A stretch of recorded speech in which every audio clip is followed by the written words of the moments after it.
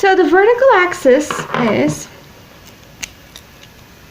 pressure, which we can measure in ATM, which is atmospheric pressure, or we can measure it in pascals. It's usually measured in pascals, but you can measure it in ATM too. So ATM or pascals, or you have other measurements too. And the horizontal axis, it's volume, just V.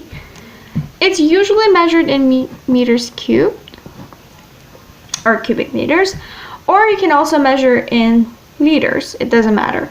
But you need to make sure that when you're doing like cubic meters, and if the question is in liters, you need to convert it. So just pay attention to the units too. So it's pressure and volume. Now you can get different graphs for it. We're going to talk about different graphs and different processes. So there are different processes for PV diagrams.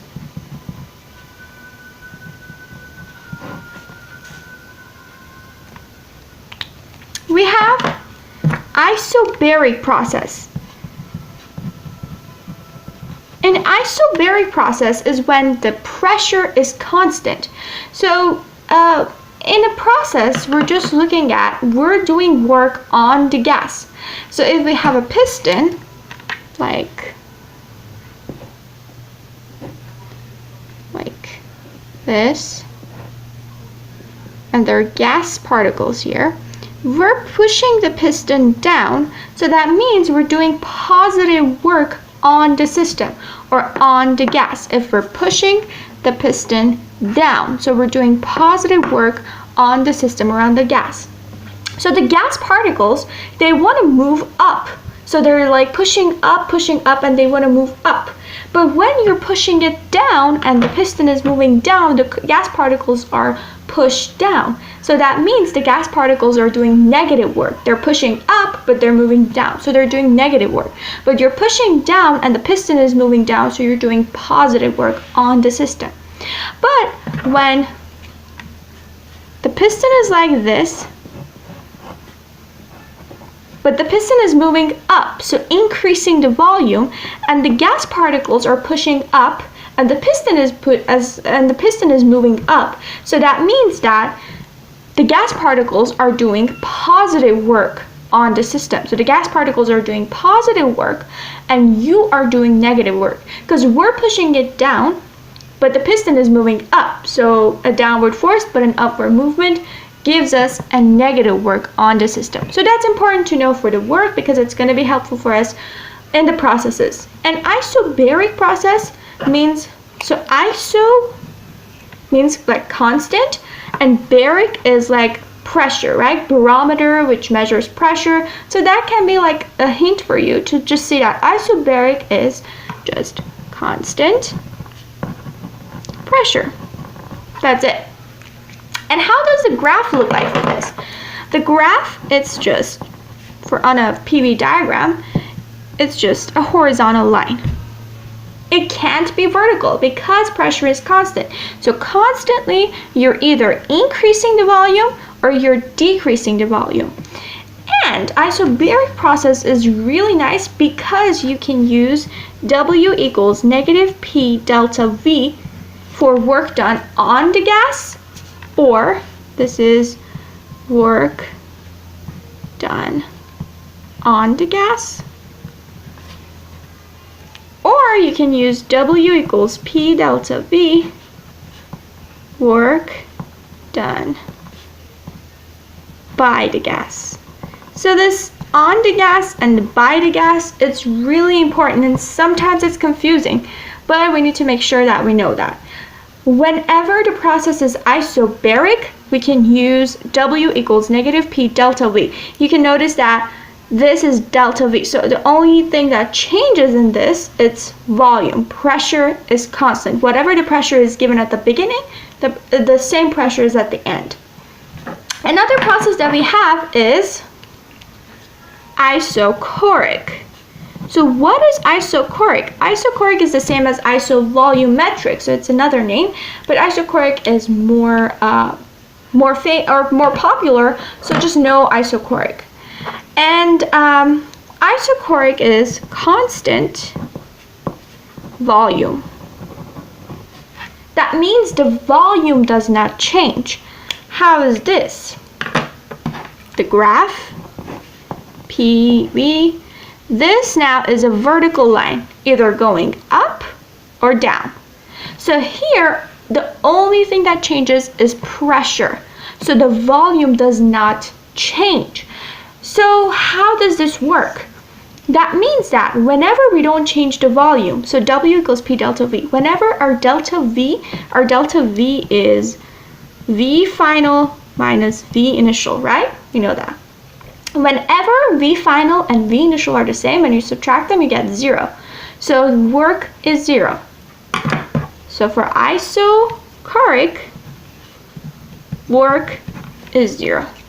Work done by the gas, work done on the gas, the work is 0. And this is an important property. Now we're going to take a look at, just going to move down. We're going to take a look at another process, which is isothermal.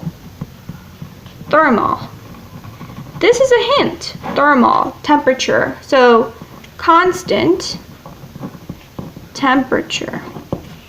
Constant temperature. The graph of this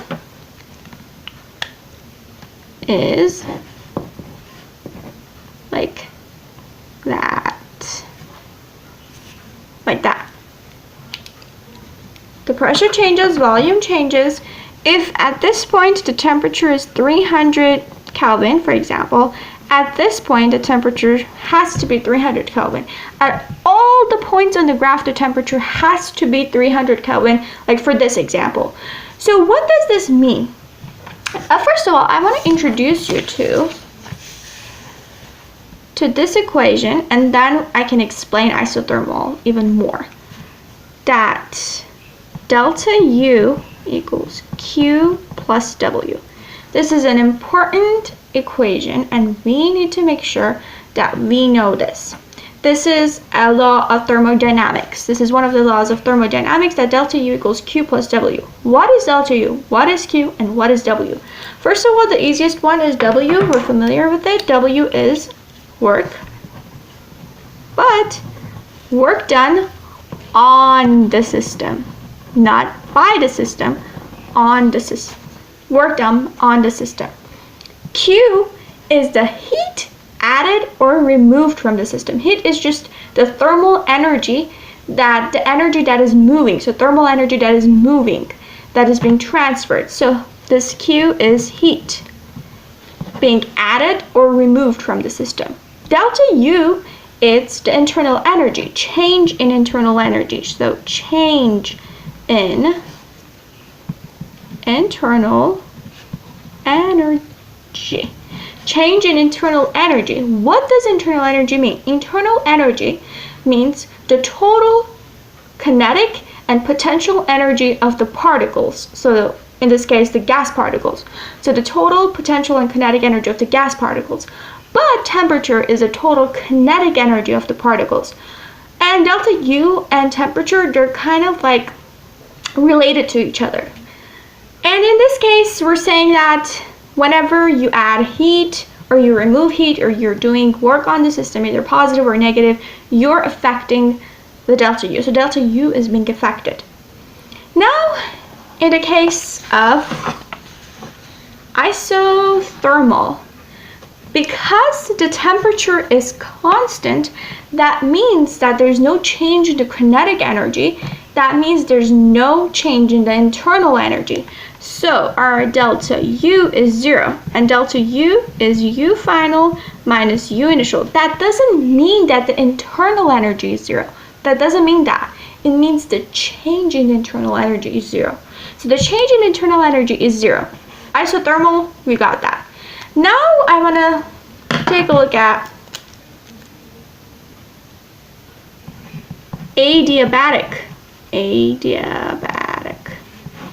What does adiabatic mean? So here we said work is 0. Here we said delta U is 0. Now it's time for Q to be 0. Adiabatic means no heat in or out. So Q is 0 in this case.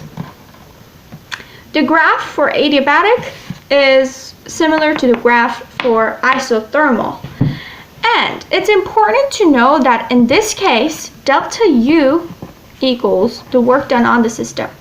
So if you want to increase the internal energy adiabatically, that means the only way you can change the internal energy is by doing either positive or negative work on the system.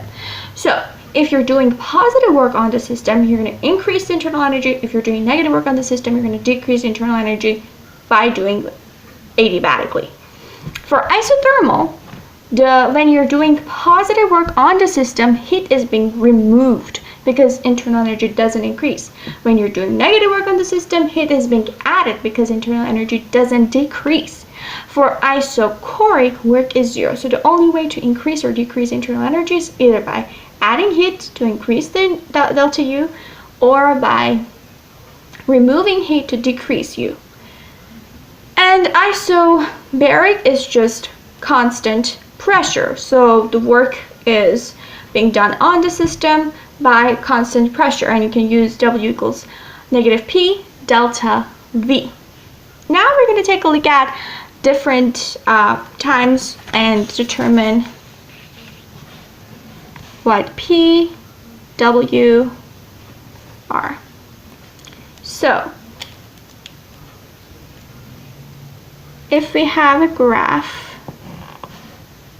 like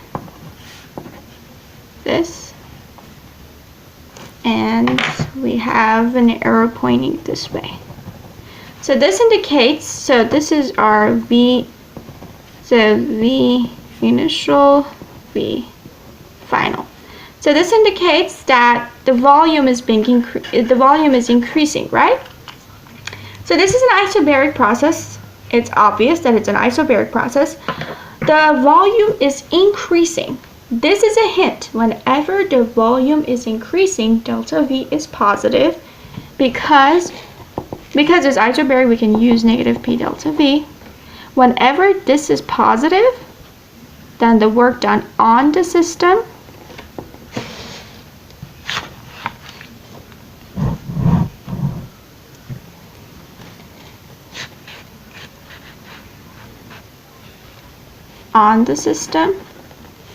is negative like a number, okay? So here we know that the work done on the system is negative, a negative value, so you're right, is negative. Now here we want to determine the signs for work done on the system for Q and delta U. So work done on the system is negative, great. Now we're going to take a look at this. We need to make sure that we know this.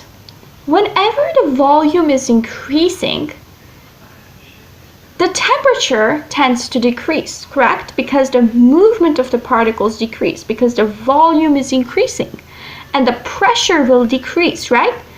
Whenever the volume is increasing, the pressure has to decrease, but the pressure stays constant. So the volume is decreasing, the volume is increasing, the pressure tends to go down, right? Decrease. But the pressure stays the same. That means that we added heat to the system that prevents the pressure to drop. So we added heat to the system that prevents the pressure to drop. So that means Q is positive because we added heat to the system to prevent the pressure to drop. If it didn't add heat to the system, the pressure would drop. Why I'm saying that? Take a look at adiabatic process.